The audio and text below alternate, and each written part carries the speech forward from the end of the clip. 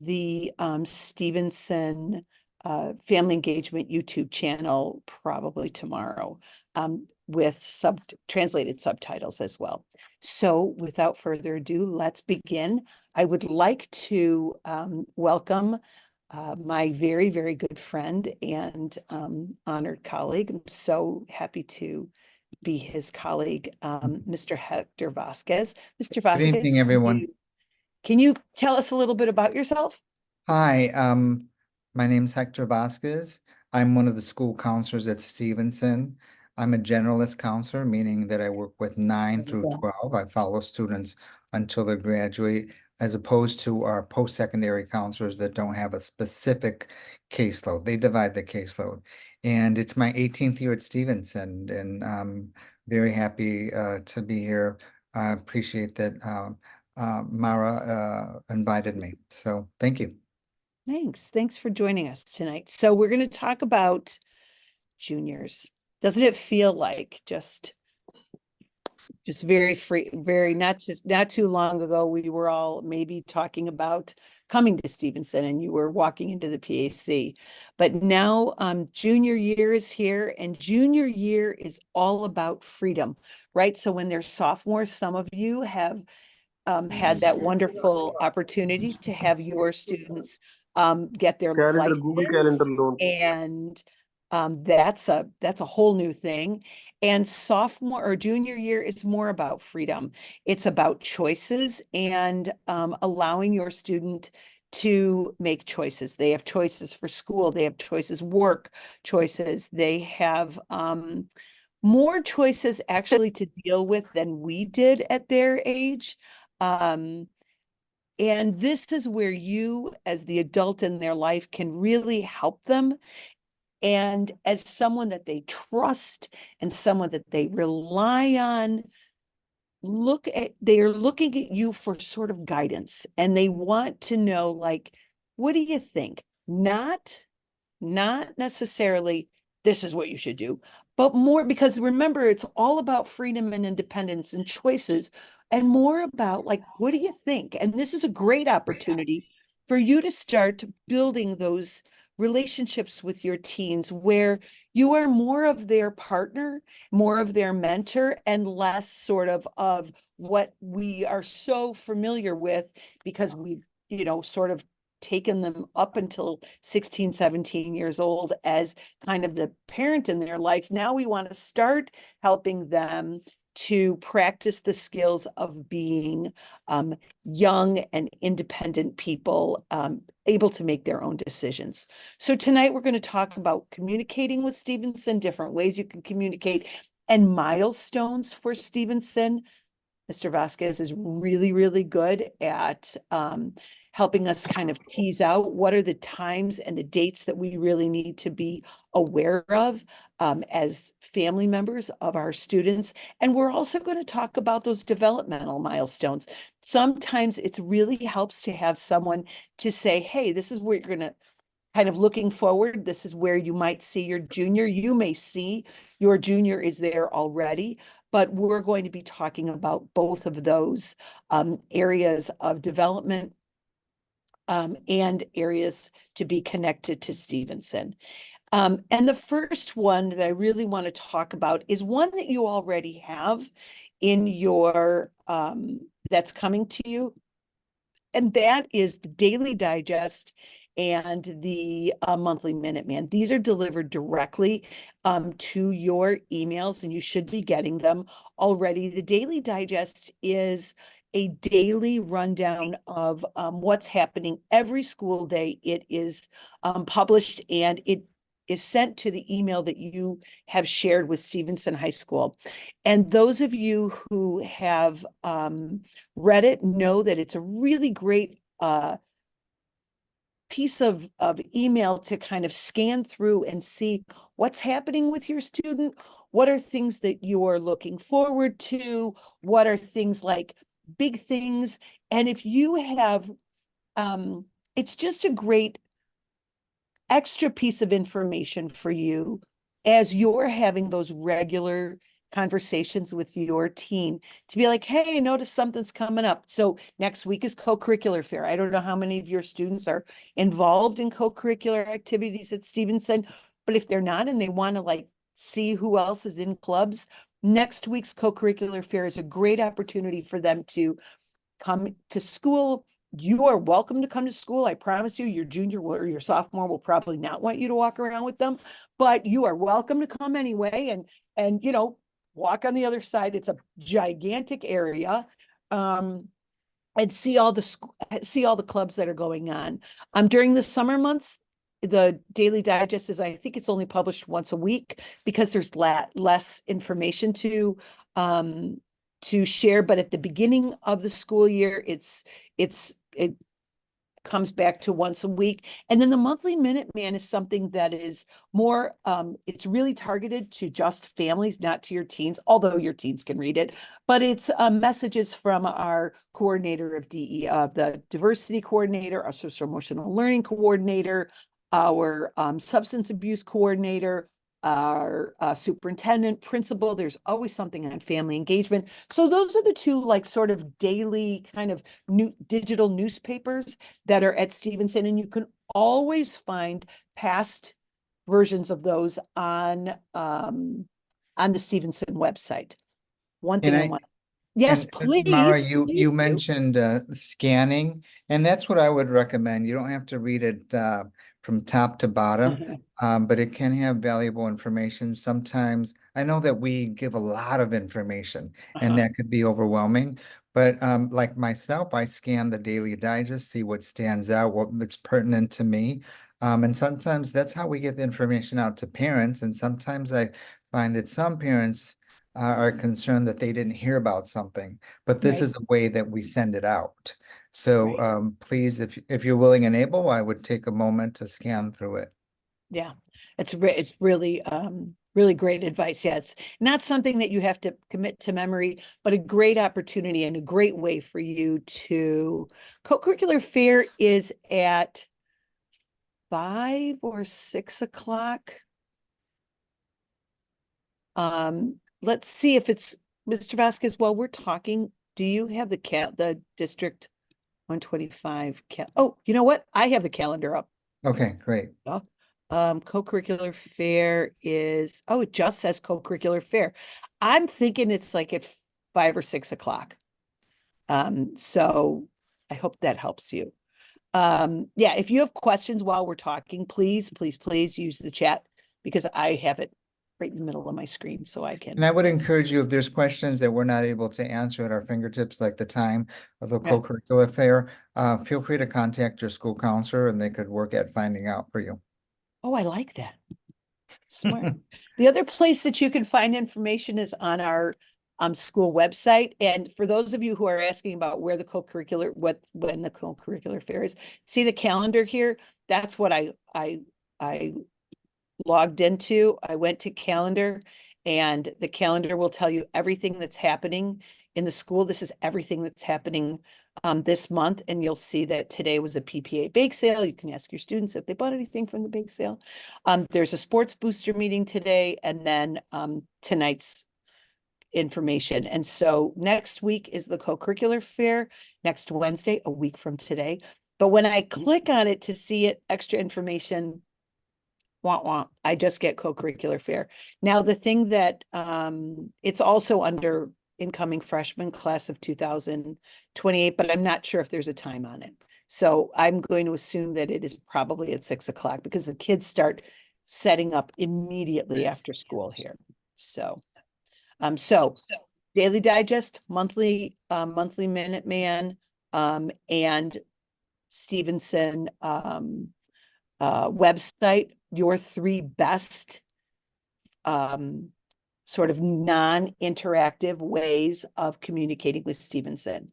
If you have a question and you are like, I can't find it, or I don't know what to do, or I don't feel like looking on the website, or I think it was in the Daily Digest, but I'm not going back to an old Daily Digest, your counselor is your partner at Stevenson. I'm not even kidding you. Mr. Vasquez is his students that he gets freshman year. He has those families for 4 years. And here's a pro tip that a lot of people don't know.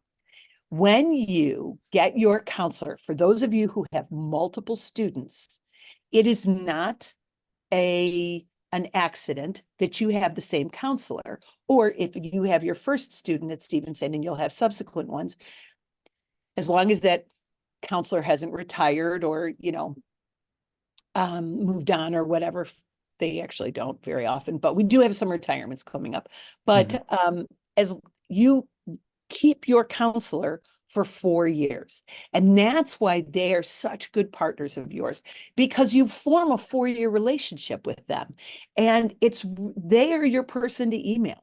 If I were you, have their email like on the ready, put them in your contact list, put their phone number in your contact list. But emailing is usually the best way to get in touch Yes. with them. And Mr. Vasquez, I'm going to ask you if you will kind of talk a little bit about partnership with Stevenson and the counselors. Sure. So, we start off very, very at the beginning of the year with the open houses, and then in terms of family connections, you were invited when you had freshmen to a scope meeting. So that's the first time that we can really connect.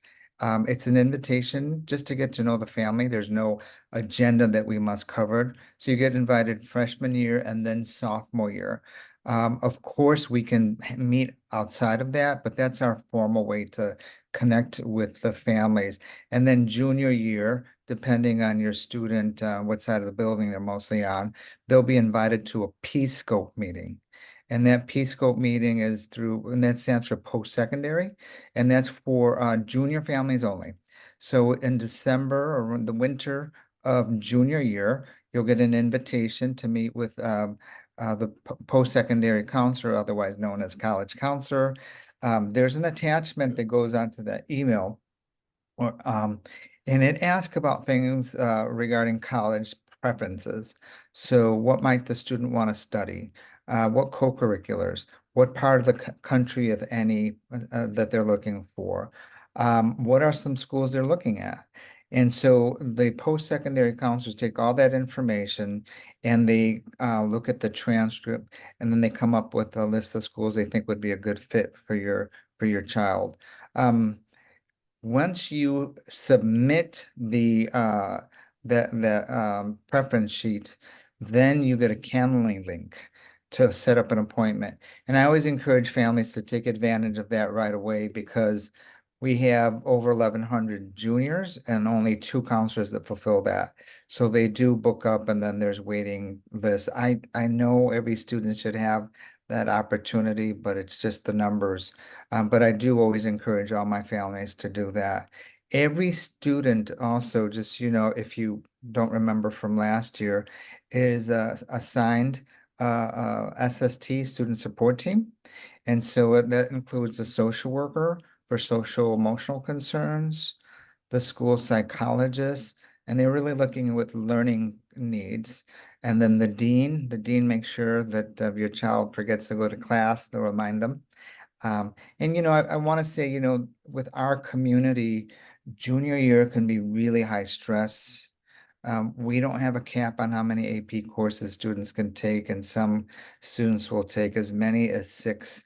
I question that each time, but those are the kids that might wind up in our social worker's office because they're super stressed. They don't want to change any of their courses. They're usually the type of student that does multiple co-curricular activities, and they don't want to change that. And socially, it's seen, and they don't want their friends to know that they may have dropped a course or changed a level. So that's a peer pressure. And then often they'll say, "Don't call home." Right. So we get stuck in that. So really, when you're looking at junior year classes, we really want to see balance.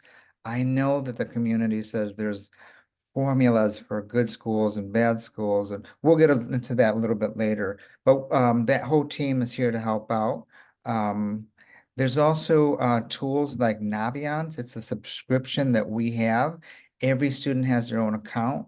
They can explore careers by taking a test, and it looks at what do they like, and based on their interests, it comes up with a list of careers, and they can click on there and find out what type of training they need, what type of education they may need, what is the average salary, whether it's in Illinois or Wisconsin. So a lot of great information. Some of those are connected with the colleges and universities that have that.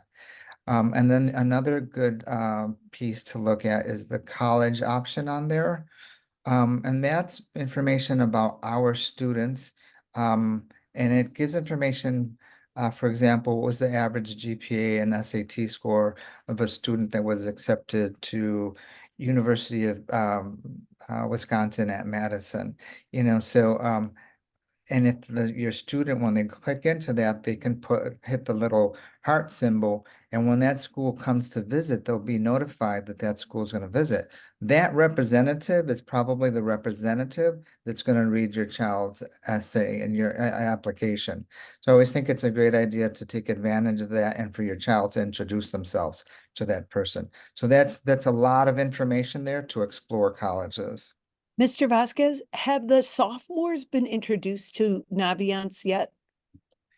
The current Yes, we sophomore. we introduce it to them freshman year in advisory. Okay, Now, my so experience when I'm having freshman year, so they all have the accounts. We make sure they get in, but we don't monitor if they're using it. So they all okay. have the account to get into it. Uh-huh. What I'm finding with my sophomore scopes is that this is new to parents, and the Yes. child knows about it, but it's new to the Mhm. parents, and then the parents think, "Wow, this is great information." So then they start to explore it.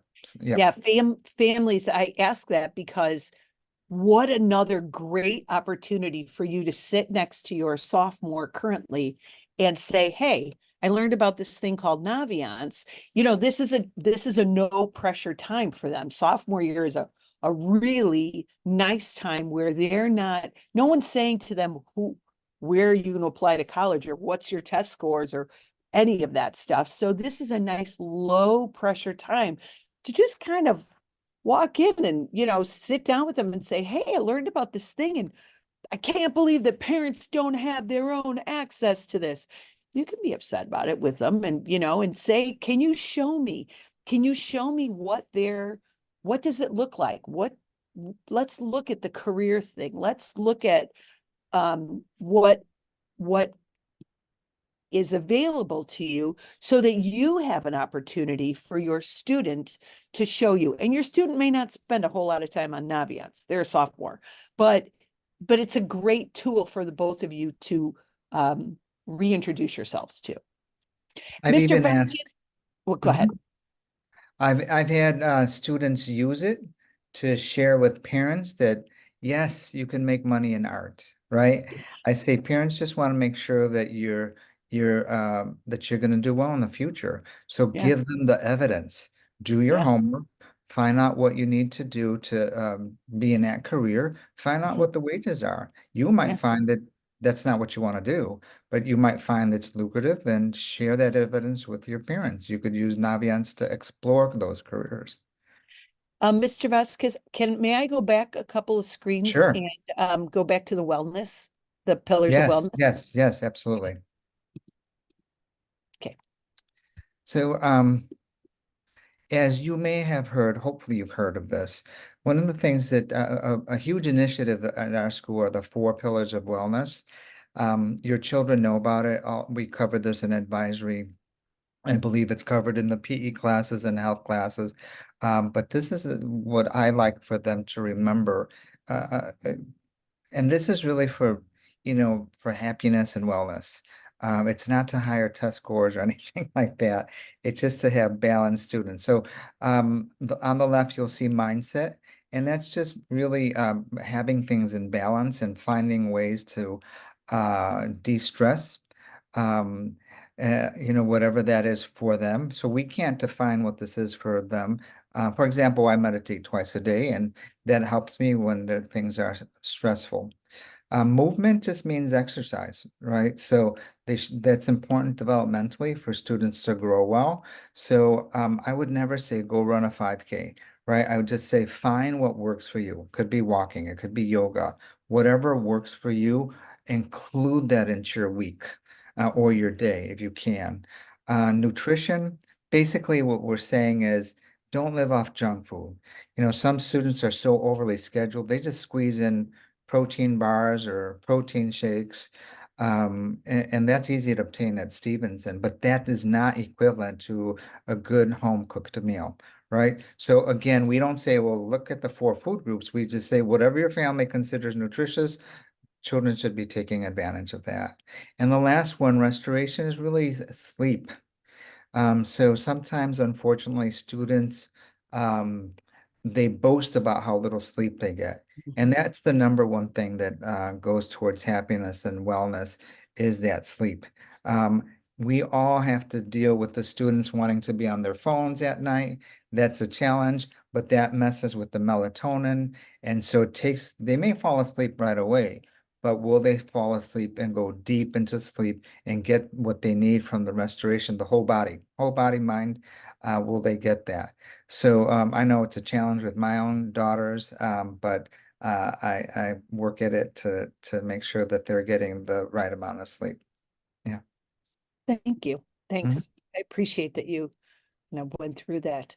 The next thing we're going to kind of talk a little bit about is connecting with Stevenson through logins. And the next thing is really Canvas, which is our learning management system. Canvas is used by our teachers as sort of an online classroom portal to post resources, collect assignments. It's a great thing for families. You can't have your own login to it, but you can ask your student to make you an observer. And those of you who've heard me talk about Canvas before, I like to say it's like when our students are in maybe a dance class or on the soccer field and you're sitting on the outside. You can see what's going on, but you can't interact. So it's a great way for you to see, hey, what's coming up, what assignments help your student work on their time management skills or their long-term planning skills, because teachers will put long-term assignments on the syllabus. They will let students know what is coming up. That is not to say that you should put something on their calendar. It is to say that you should use it as a tool for the conversations that you are starting to have with your student, preparing them for whatever comes after high school. And we have to remember, like, so we are a college preparatory high school. So many of our students will go on to work, but regardless of where you go on, our students will have some kind of long-term planning that they'll have to do. And it's a great time now to help your student, your teenager, plan for that by talking to them about strategies to plan moving forward, because it's not like anybody just learns it. You don't magically turn 18 and have all those skills. But it's a great time for you to sort of help them and mentor them along the way and help them kind of break things down into smaller bits and then help them remember that they broke something down into smaller bits and kind of how are they doing? How are they moving forward with that? And have that conversation. So Canvas is a great tool for that. Here is a link. I'm just going to pause for a minute if you want to take your phone or something and go to Canvas. The way you get into Canvas is you create a username and password for Canvas, and you would get that sharing, that pairing code from your student. Another thing that you can do with your student. And Um, again, this will be available to you afterwards on the yeah, YouTube channel. So if you need to get back to that, you can do that. yes. Our next one is the interactive report card. You want to talk a little bit about the interactive report card, Mr. Vasquez? Sure, as much as I can. I always feel like you need a Rosetta Stone in a sense to look at this. But teachers update their grades on Monday. So that's the day, at least by the end of the day, that you should have the accurate grades. So whatever you see Monday should be there the whole week. On the left side, you'll see the name of the course. For example, Spanish 2-3 accelerated. And when you click on there, Well, first of all, it'll have the grade. And sometimes you'll see it'll have like a B/A. How I see that is if they were to be graded today, they would earn the B, but they're moving towards an A. Sometimes you'll see an I, that means incomplete, something's not turned in. Sometimes that's more trending in the art classes, they're working on a big project, so you might see that in art classes. But I will ask the student what's going on there, and they might say, oh, I need to turn something in, or I just took a test and it's not calculated yet. But as you click those, it'll expand and open and it'll give you more information. Your children are very versed at this. So when they come in and they start talking to me, they start talking to me about standards 1, 2, 3, 4, very different than how we grew up. But it's a way to have them focus more on the learning than on the grade. The grade will follow, but that's how we're trying to help them. Yeah. And again, if you want to link to the interactive report card, this is the QR code to link to it. The other thing I would like to tell you is like to use the password that you use for Infinite Campus. Infinite Campus password is used for the interactive report card, but not for Canvas. So just remember that.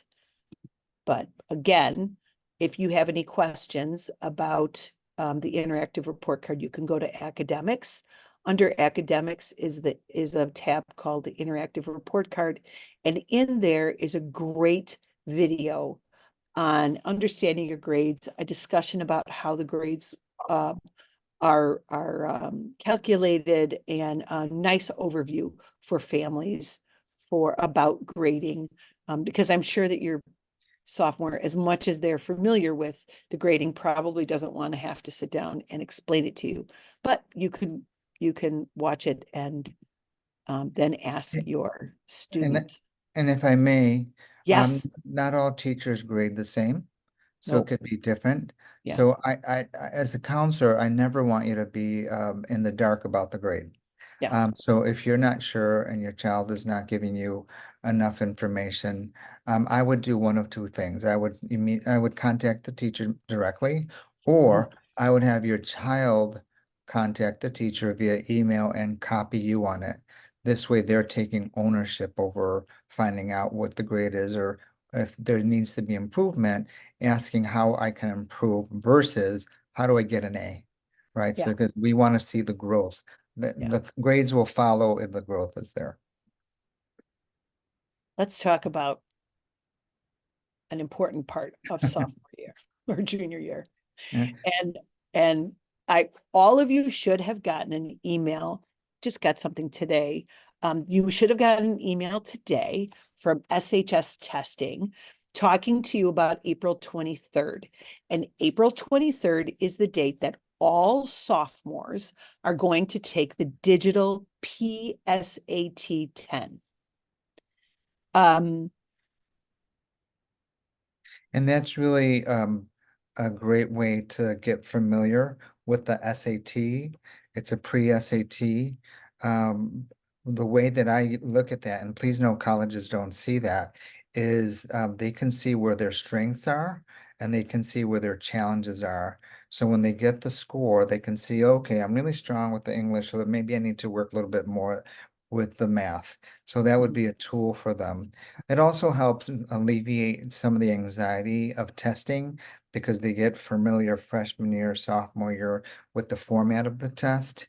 And then we hope by junior year that they feel more comfortable with it. And it is a state requirement.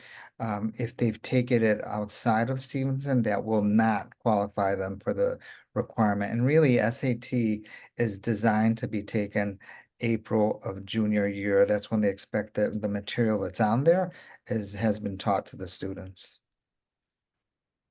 And do you want to talk a little bit about information for the SAT for next year for juniors? Um, other than, so one of the things I do want to say is that the students all have what's called Khan Academy. I often get asked by parents about what prep they can use. And that's really, I would say, where you would do your homework to see where your student needs help. Is it context or is it test taking strategies? So that could be done outside. Really, the best way to do well on the test, the SAT, is to study. That's the best way. Now, Yeah. Khan Academy has practice test, and they all have an account. It's with the College Board, so they can take the test, and then it will give feedback on how they can improve. And I do want to stress that you know, that SAT result is only really for admission. It's used one time, but I see students get really stressed about it. Um, but I don't like them to get stressed about it. I know it's a big test. Some colleges do not require it. Um, they're test blind. Some colleges say, well, it's optional. So if they look at the SAT, average SAT at that school for admissions, and it matches there, then we say, go ahead and submit it. If it's lower, we say, you might want to consider not submitting it, and they'll just scrutinize the grades and recommendations more. And of course, if it's higher, we do encourage it to submit it. And then there are schools that say, we require, and they may say, we require any test that you've taken, ACT or SAT. So you can look up the schools and see what their policies are for that. And that's second semester, April of junior year. Yes. So for those of you parents of or families of sophomores, you know that now the SAT is all digitized. So April 23rd, your student will take a digitized PSAT 10. That test, that exam that they're taking on the 23rd, that is not shared with colleges at all. And but the reason they're taking it and why it's important for Stevenson is we look to see how they are tracking in terms of their knowledge base and if they are ready, if they're on the right track for college bound, because we are a college preparatory high school. We want your students to have that knowledge base to be college ready. So we are watching to see, okay, great, everything is, they're progressing beautifully and their scores are great. They will take that on April 23rd. It is a day they take it here. They do not need to do anything to prepare for it because it's a PSAT. It's like a pre-SAT. You are welcome to help your students start to prepare to, if they're not ready to take, like if they're not familiar with taking a digitized test, on their tablets, there is something called Blue Book. And Blue Book is a test preparation piece of software that that is already on their tablet. If it's not, they should download it using self-service. They'll know all of this. They use the self-service tab on Stevenson on their tablet. And if they can't do that, just have them go to the Smart Desk and do that. They'll help them download it. But it is a piece of software that you can use to practice taking the SAT. And you can practice with the way those questions are worded. Like Mr. Vasquez said, this is sophomore year. They'll take one in April, but this is a great opportunity for them during sophomore year now and going into junior year to start familiarizing themselves with how those tests look, right? Because in junior year, they will take the SAT twice. They will take it in the fall and they will take it in the spring. In the spring is that generalized exam that is required by the state of Illinois. It is not evaluating your student. The state of Illinois is not evaluating your particular student. It is looking at how Stevenson High School is preparing students for graduation, right? So it's more of an evaluation of our school, less of an evaluation of each one of your individual students. However, There are a lot of colleges that use that exam to see also how well prepared is your student to go to college. So it can act for two different things, right? It can help your student get into college, and it is required by the state of Illinois. And they will take that in the spring of next year.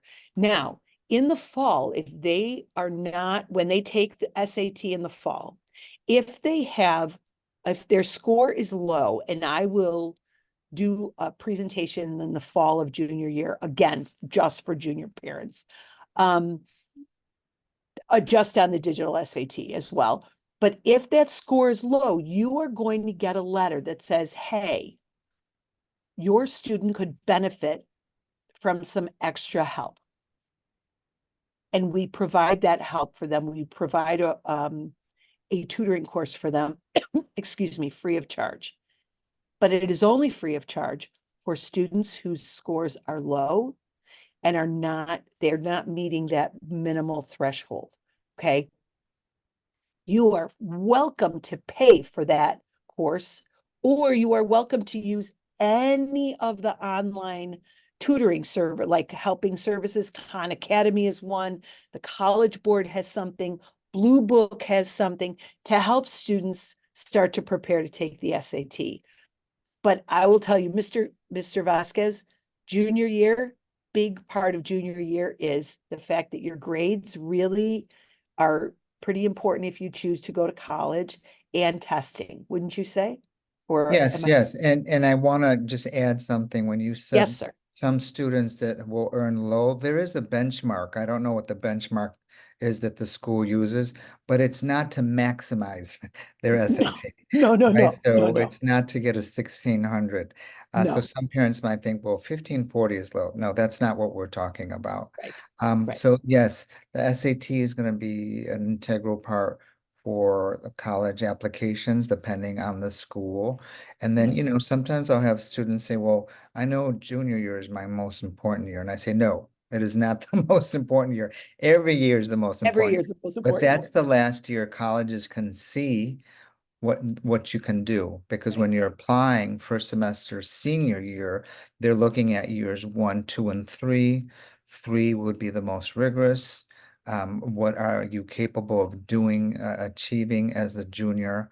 They also look at grade trends. So from freshman year through junior year, was there an upward grade trend? Did it go down? If so, why did it go down? Or did Mhm. it stay even?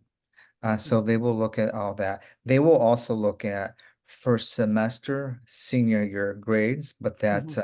that's after January. Mhm. So Another thing, oh, sorry, go ahead. Go ahead. no, that's No, just part of the process. right. Sometimes they want to make sure that a student who's done well is continuing to do well. Yes. We have this illness called senioritis, and if a student gets accepted to a university and then they dive in their grades, they can get a letter from the university saying, "Hey, we thought you were going to be a good fit, but we saw your senior grade, so you'll have to apply to another college, maybe apply to us next year." We'll Yeah. see how freshman year goes. Yeah. So every year is important. I try to press that on the Yeah. students. So for junior year, one, remember they're going to take the SAT in the fall and in the spring. You will have a junior night with our college counselors. You'll be invited to it in December in the winter. And then your scope meeting, so that meeting between you, those of you who had scope meetings this year or are going to scope meetings with your counselor this year, you will be invited to a P-scope meeting, which is like a college, to talk about college. And that is in the spring. Um, there will be, those are from the spring into the June. And let me just give you a little hint. When you get that letter, like next December, put a little tickler in your phone or wherever you have your calendar right now that says, hey, when I get the letter that says, and it should come out sometime in December, end of December, when you get that letter, please just do me a favor. Have your student fill out whatever the digitized form is in there and bring it back to the College Career Center or do whatever it is to get that Calendly link. because there are a lot of students, and it is not uncommon to send your letter back in January and find that you can't find a time for a meeting until like March or April. So just not sitting on it is kind of key. Because and you can always call your counselor too, because you know your counselor knows you and you know your counselor. So not to scare you. Also, I wanted to kind of point this out. I'm sure that this will be in any kind of, I think when you're a sophomore, you're invited to a meeting with the college counselors. But if you go under academics to College Career Center, those of you who are here tonight may want to know about this. First of all, the career exploration tab is huge. It's really great, full of information. But under college resources, if you click on under college resources, sorry, it's kind of do you see this tab that says junior focus? If you go on here, if you're on for tonight, you probably want to know what to anticipate for junior year. This has some really good information on it. So just for you to kind of know, under academics, College Career Center, College Focus, go to juniors, and you'll be able to anticipate what's happening for next year and just sort of put some reminders in your calendar for that. Hey, Mr. Vasquez, Mhm. if their junior year is starting the conversation about college, can we talk a little bit about the conversations that you like to have around why are they Yeah, college and what's a good right. college?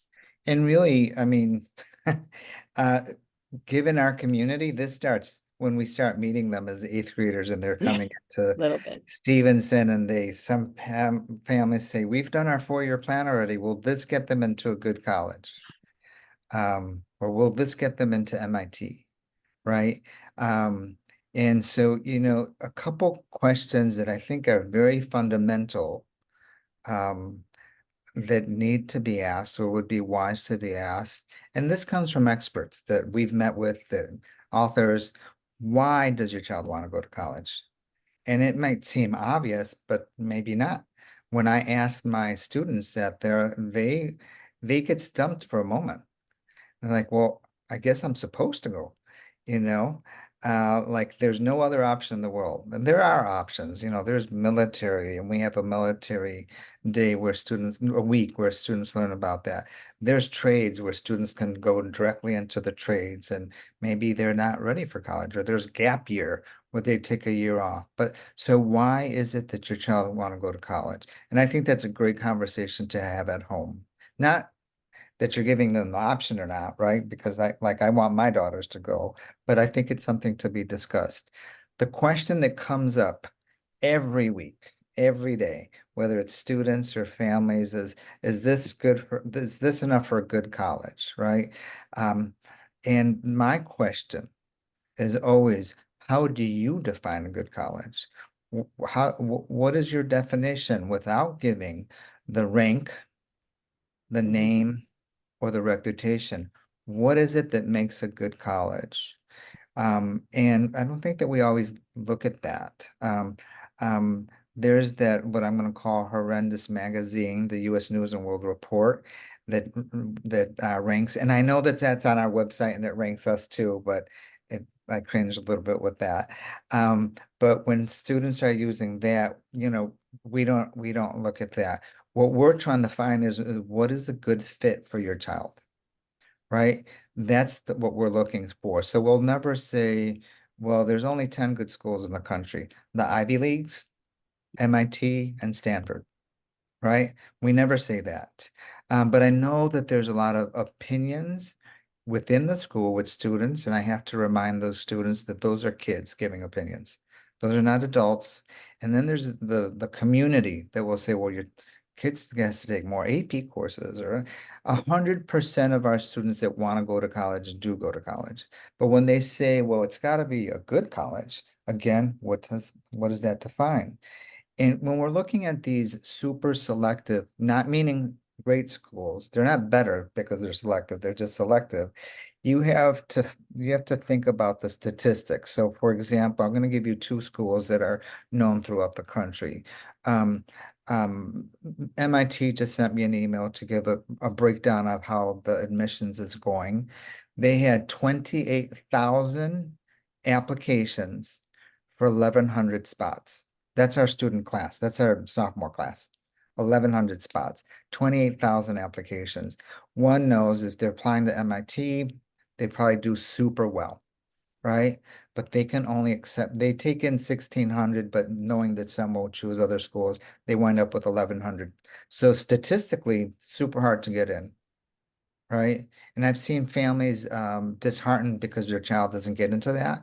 And as we were talking about earlier, connecting with your child, letting them know that they are enough who they are. And I've had parents say, no, you don't know. We're whatever ethnicity. We don't do that. We shame them into doing well. But that's not the approach we take, right? Another big name school, Harvard, had 57,000 applications for 1,900 spots. They're not looking to get bigger. They're good with that number. So I always say, well, it takes hard work and a lot of luck, right?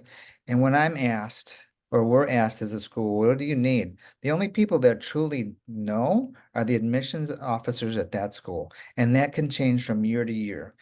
A real example, one school said if anyone applies from the Dakotas and they're okay academically, this was a highly selective school, we'll accept them because we don't have any kids from the Dakotas. They're trying to create a class and they want to see, is this student a good fit to our school? Is this a me kid? Or is this a we kid? And if it's a we kid that we want on our campus, how do we see evidence of that? Um, do they contribute to their family? Do they contribute to the community, right? And families will ask me about volunteer work and I'll say they can do that, but don't do it for a profile. Never do things for like saying, okay, I took 15 AP courses, check. I have 300 volunteer hours of work, check. I helped build a schoolhouse in Costa Rica, check. Because that's a performance. What they want, schools want to know is are they a good fit to our campus? Do they love to learn? That's what they're looking for. Not they played violin since they were 2, right? Mhm. That's a antiquated way of thinking. So, those I think are 2 really great questions to start a discussion. And they'll wind up there's going to be hundreds of good fits for every student. I don't care what the GPA is. Where it gets messy is what that people say or ask, is this a good school? Right? And I know that a lot of families are pressured by the community. And I've had families say, I can't believe that I just moved into this country. I came from France and I can't believe the pressure regarding college. And that's our community. Yeah. Mara, A did I lot of miss anything? communities. That's a lot of communities, though. No, yeah, a lot of communities, a lot of Yeah. community, and there's a lot of communities throughout the United States that are dealing with this.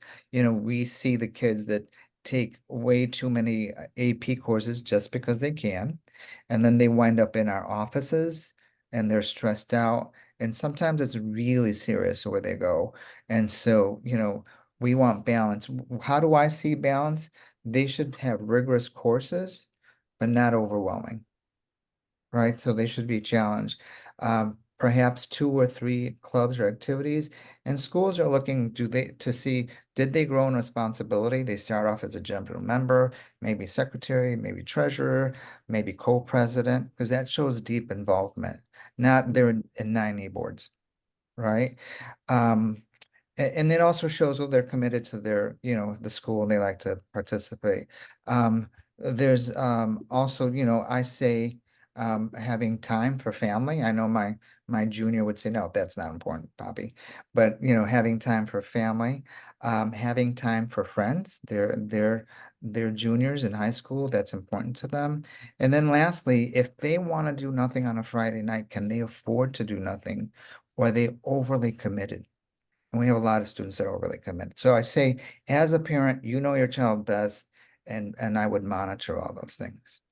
Yeah. Thank you. Mhm. Thank you very much. So parents and families, just a quick reminder of some phrases that just want you to kind of take a look at and think about when's the last time you said 2, 3, maybe 4 of them to your team. Because remember, our teens are, especially your sophomores right now, I'm sure that you have seen it in them, that they are very sure that everyone in the world is trained on them. You go into a grocery store, everyone notices that your child walked in the grocery store. If you ask them to go get an apple, everyone knows that because they kind of think everyone's looking at them, but that's because they're really starting to develop who they are. And they look to you for those areas of encouragement, those words of encouragement, those words of, hey, I see you, I know you, I love you, thank you. I'm sorry I hurt your feelings. I'm really proud of you for working as hard as you did on doing that, on trying to do that exam or whatever it is. Just want to put those out there. Mhm. What else can we say about a junior? So their self-awareness is changing. They're really looking forward to the world beyond high school, but some of them are really apprehensive about this. When you start talking to them about, well, where are you going to go? What are you going to do? Well, what do you think? That's pretty anxiety producing. And I know we like to say like, well, we did it, I did it.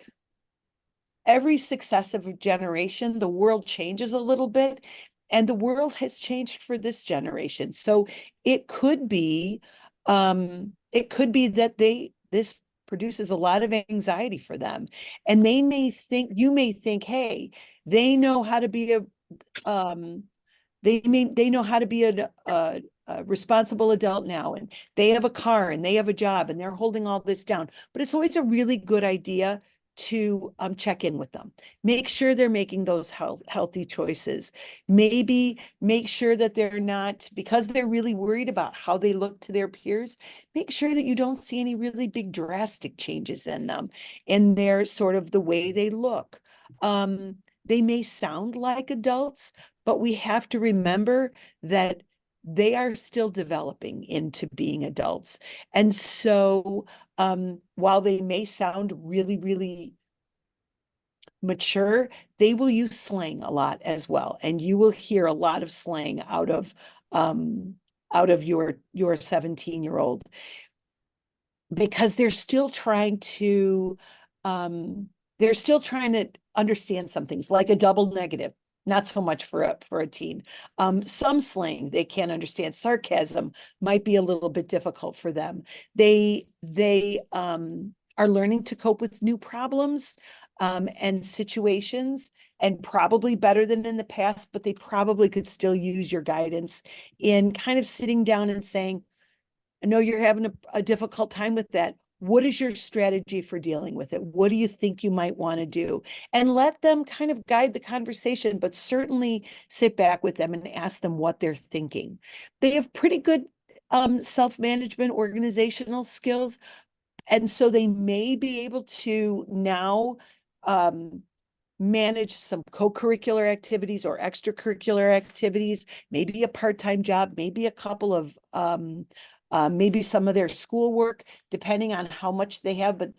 But one of those really great tools that you can use is that old, take a circle and put 24 hours in it, or even take a piece of graph paper and make 24 squares and ask them if they want to do something new, or as they're talking to you about, I'm going to be the president of a club or whatever else, how much time do they spend already on homework for like an AP class? And then sort of you can project that out to the classes they're going to take next year, and how much time are they in school, and how much time do they spend on homework, and how much time do they spend now on co-curricular or activities or their job or whatever it is. And then how much sleep are they going to get, because juniors in high school are still considered young people, and they technically need 11 hours of sleep. I don't know how you get 11 hours of sleep for a junior, because they like to, or excuse me, 9 hours of sleep, because they like to sleep until like, they like to stay up until like 11 o'clock at night. If they have 9 hours of sleep, they're not getting to school on time. But they start to think about their future, and they start to think about how can they manage things. And so if you can help them start prioritizing or thinking critically about how much time do they use to do things, that's really, really helpful for them. May I say Um, something quickly about? yes, ma'am. Yes, sir. Please do. So I think, sometimes I see that parents want to do things for their child because their child is too busy and they want to do it Mhm. for them. But I Yeah, think it robs the student of the developing the self-management. yeah, And so they get to be an adult or they get into college and they're completely lost because they've never developed those skills. So I think it's yeah, important to help them. At some point we need to give them wings. yeah. And this is when we can start looking at that. And let them learn, right? Because Yes. if you think about it, now at junior year, they have 2 more years left, right? Of hanging out with you and learning from you and watching, seeing what you're doing. They're really socially aware a little bit more. Relationships are super important to them. They Hmm. care very deeply about their own freedom, and they want to be they're really into themselves because they're figuring out who they are. And they can seem super, super busy and super unavailable to you. But that's because who their friends are and what their friends are doing and what the world around them is really important to them. This is the time that I'm going to jump on my little social media soapbox and tell you, please follow your children on Facebook, even if they say they don't have a Facebook account. Whatever social media they're into, follow them. If you see them on TikTok and you don't know what TikTok is, ask them to show you and ask them what were the last 3 videos they watched. Watch their feed, see what they're into. Who are they talking to? How are they talking? Not only who is talking to them, but who are they talking to and what is the language they are using? Please remember, they are still children. They are not adults, and when they go out into social media, everyone is there. So please, please, please ask them. Just be a curious person in their life and ask them, what are you doing? Who are you talking to? What's the last thing you do? Let's listen to music together and kind of watch for those patterns and see what's happening. There is a trend of children using artificial intelligence to ask questions like, my friends are vaping and I want to vape. And the artificial intelligence might say, well, vaping is better than smoking. So if all your friends are doing it, it must be good, right? So Yeah, that's out there. And when kids are asked, why do you use that? It's because they don't want to bother adults. yeah, But that's yeah, the danger that's out there. that's Um, exactly right. yeah. Yeah. When you find your juniors are going to be more like maybe your freshmen were sort of between friend groups and maybe they're solidifying a little bit more. Junior year, they're going to really start solidifying their friendships. And if they tell their friends junior year, hey, I'm going to be there, that is the most important thing. So your junior year is a great time to establish those norms for your family. If there's someplace your student needs to be, make sure you let them know because they want to spend a lot of time with their friends and they may want to shift their relationship with you a little bit more And because and I know, sorry, go I'm ahead. sorry, go ahead. No, no, no, go ahead. As a father of a junior, that's scary. Yeah. It was something that your child was one way one day, and then the next day they completely changed. And that started early on. But Yeah, then it's scary to have them go drive and to go out and to go to parties. But this is the time, if they fall, that we can help pick them up. that's yeah. And help them learn from Hmm. whatever mistakes or, whatever challenging decision that they've made and help them make those responsible decisions and help them think about what did you do how did you make that decision? Because they'll be calmer and they'll be able to talk to you. But even if what your junior's behavior, even if your junior's behavior makes your hair stand on end, please, please, please, please, please, please, please go to your friend or partner and get all the emotions out so that when you talk to your junior, it is in a more calm and more sort of balanced way so that what can happen is the conversation can be one of what was it that made you do that? Why did you choose to do that? And having a more adult type conversation about making judgments and making a reasoned judgment based on the situation they're in. Have a conversation with your teen about, hey, if you're someplace and you don't feel comfortable, what is going to be the sort of safe word or the conversation that they're going to be able to call you and say, hey, now I have all this freedom, but I kind of don't know what to do with it. And I found myself in a situation that I kind of don't like with people I kind of don't like anymore. And how are you going to, like, are you going to come get them? They're going to call an Uber? Have those conversations with them about the fact that you kind of trust that they're going to know what they're doing and that they can come to you in situations. Because what you really want to do is junior year really lean into that idea that you are no longer your child's manager, and knowing everything about them and every friend. Poor Hector, he's not going to like this. And knowing everywhere they are all the time. Maybe don't be on Life 360 all the time. I mean, if you want to, you can. I'm not going to tell you how to parent your child, but because it's the hardest thing in the world to do, to be like, yeah, I don't know where you are. I don't know what you're doing, Yeah. but this is a great time to build that trust, because when they go away to school, you want that trust basis to have that trust with them, so that they know they can come to you and they can ask for your advice, your guidance, and they know you are going to be there no matter what for them. Looking forward, let them know it's okay to make a mistake and you are there for them. Be supportive of their life experiences, and encourage them to spend time with the family. Help them focus on making healthy choices and be really non-judgmental and supportive of them. They need love, to know that they have a sense of self-worth. They need stories for perspective. They need to know that they matter in the house. If they don't have time to have a job, give them some chores to do.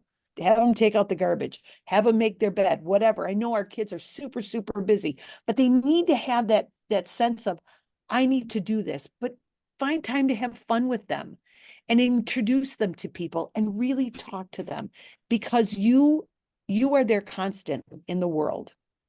I hope tonight helped all of you. I hope you learned a little bit, are anticipating junior year, how fun to see the fruits of all of the time that you have spent with your teens, watching them grow up into very, very young adults, but adults with their own ideas. My name is Mara Grujanik. Hector Vasquez is one of our counselors. Thank you Hector, for thank you investing the very time. much. Do you have any words of wisdom?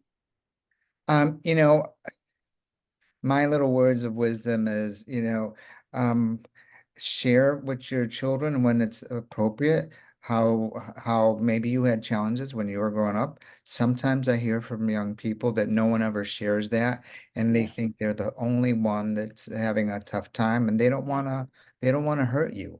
So if you share some stories that are appropriate about that, it was tough. I've said to students, no adult ever has said to me, I wish I was a teenager again, because it's a tough time. They may have said I loved high school, but it's a tough time. So we're here to help you navigate that. Yeah. And thank you for your investment tonight to put in the extra time in the evening. We appreciate that. Thank you. If you have any questions, I will put a link to the slide deck on the family engagement page, and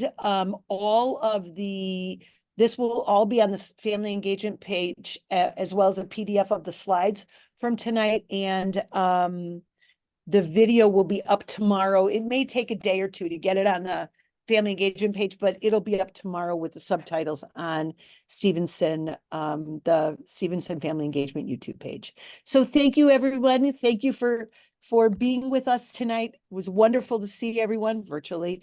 I hope you all have a really great spring break, and maybe I'll see you at 6:30 next week at the co-curricular fair. Hector, thank you for your time Thank you. Thank you for so inviting much. I love listening to what you have to say, because you are just me. full of wisdom. Thank you so much, everyone. Have a Have a great great evening. night, Good everyone. night, everyone.